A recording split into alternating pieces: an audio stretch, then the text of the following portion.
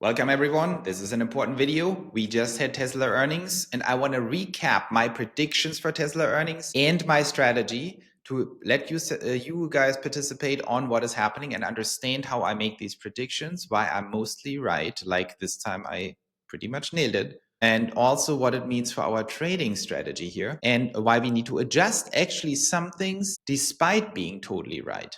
So first of all, as you remember, on Wednesday before earnings, I said, watch this important video that I published there because it's going to be decisive. And I just want to recap some things here before I go into what we do now.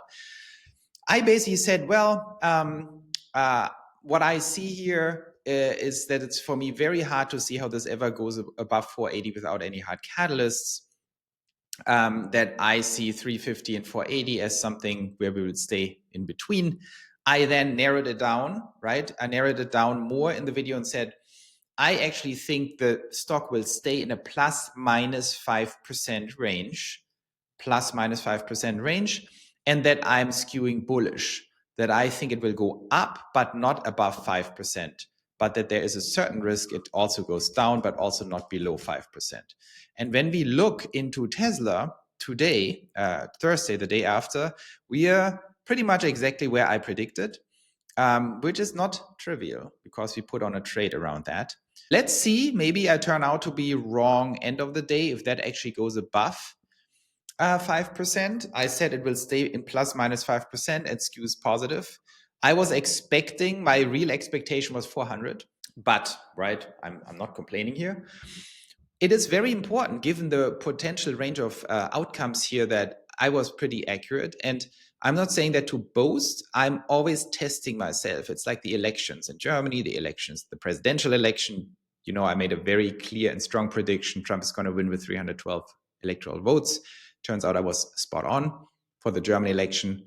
I have predicted already in December that the AfD will come in number one, probably at 26%, and the CDU at 25.9 or something. Let's see. I'm less confident than with the US election, but I think directionally I'm very right about this. And with Tesla earnings, that is where we make the money, even though I made some money with the US election too, because I bought Kamala Harris puts, which was fun. A lot of them, actually. I took a major bet. But here with the earnings call, we see that I was also right. Why did I think that? I can tell you why. Because the market setup, the macro setup, and I actually shared this also here. The macro setup, markets are gravitate bullish. There's an overall bullish bias, and you can go into all the kinds of details with Fundstrat and some smart people on X I'm also connected with. They all said, yeah, macro looks pretty good. It looks like January is positive. The whole year will be positive. We went through this mini consolidation, so it was clear macro is not going to screw us too much. I knew that the Fed will be probably a nothing burger, different from the last Fed meeting in December, which was horrible. But this time the expectations were dampened down. I knew it's not going to do too much. So it was clear the markets are stable, turning bullish. It was also clear that Tesla will not present. Now I'm coming to the meat. Tesla will not present too much surprises. And what actually happened in the earnings call, they came in a little below expectations on the hard stuff. And then they're surprised on the upside on the kind of softer stuff. But for me, the earnings call, despite being completely right in my prediction on the stock movement today, the day after, it was an absolute surprise to me as someone who's very strategically tuned into the future of Tesla and in general of the robot revolution. I was very surprised by this earnings call about the total clarity of Elon and the total clarity of timelines around robotaxi launch in June in Austin. I did not expect that. I expected a best case scenario that Elon is going to point out a quarterly target, like, oh, in Q3 we are going to launch or something. But that he says June in Austin. I mean, that was a surprise, and that is a huge signal, but only for those in the know, for me and for you guys, not for the Wall Street normies. They don't understand it, right? So this is a huge, huge signal.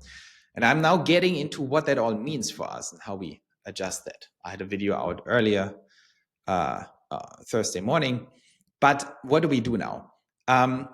I think what is very important here is, my prediction, what we do was this little table where I said, well, if you have a crash here, unexpected crash below 360, we can double down on the small call position we had.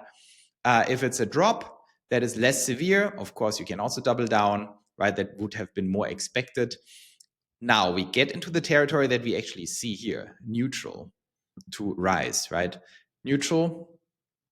Here I'm saying wait, and I'm changing that, right? Because what actually happened in the earnings call was incredibly bullish, but the market is not reacting appropriately. It's up, of course, right? It's nicely up.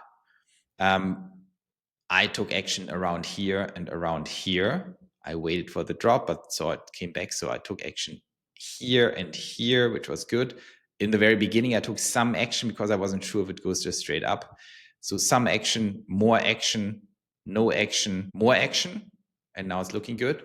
And the action I took was to load a little bit more up on calls. Some very aggressive, I don't want to talk about, don't do this stuff, but some less aggressive. So these are September, October calls, 520, some 470, because I think it's the right time. Don't overdo it. Don't go in with too much. I'm in with like roughly 10% of the portfolio, can double down a little bit. And now the real game has started, because now we know that what's coming for Tesla is insane. We know that June is coming. We know Elon is right this time. Maybe he's off by 1 or 2 months, but he's right this time. We know Optimus is tremendously on track and making exponential improvements. Elon was very clear on that.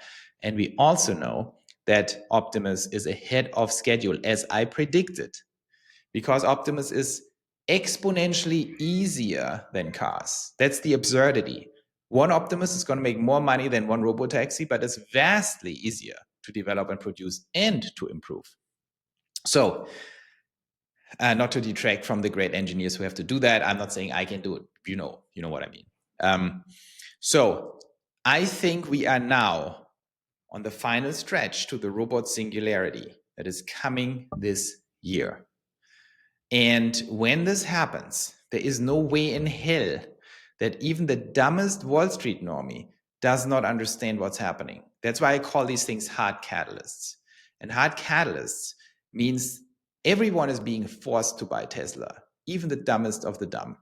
They have to buy, because the robots are going to walk around. The robots are going to reap in crazy amounts of margin. The robotaxis are going to explode all over the place. The amount of robotaxis are going to explode, not the robotaxi.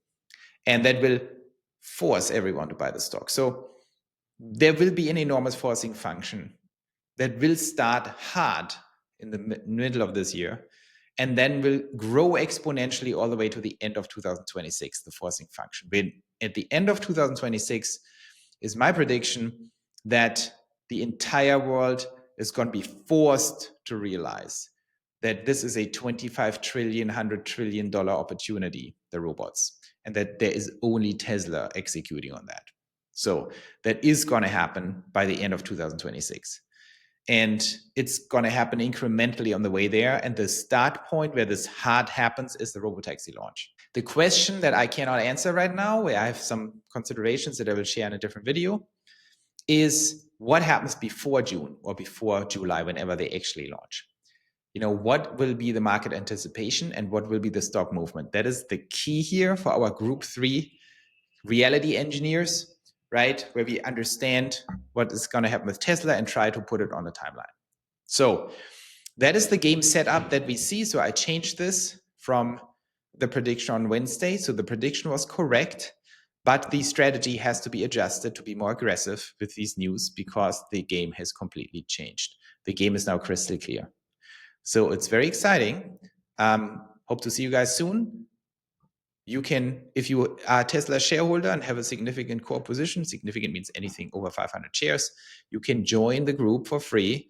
I leave the link in the description. Our group is all about the people who understand the future. They understand Tesla. They're super bullish on Tesla. but they will now consider what they can do to maximize returns beyond just holding Tesla stock. So that's what we are doing in our group. I put the link in there. Make sure when you apply, you do it the right way. Otherwise, I can't accept you. You have to fill out a bunch of things so we know something about you. There's never a fee on anything. We only want people with capital holdings who actually are smart and can contribute, because we think that is very important for the future, that we find each other, people who are smart enough to understand the future and are willing to act on it. So hope to see you there, and I will keep you updated.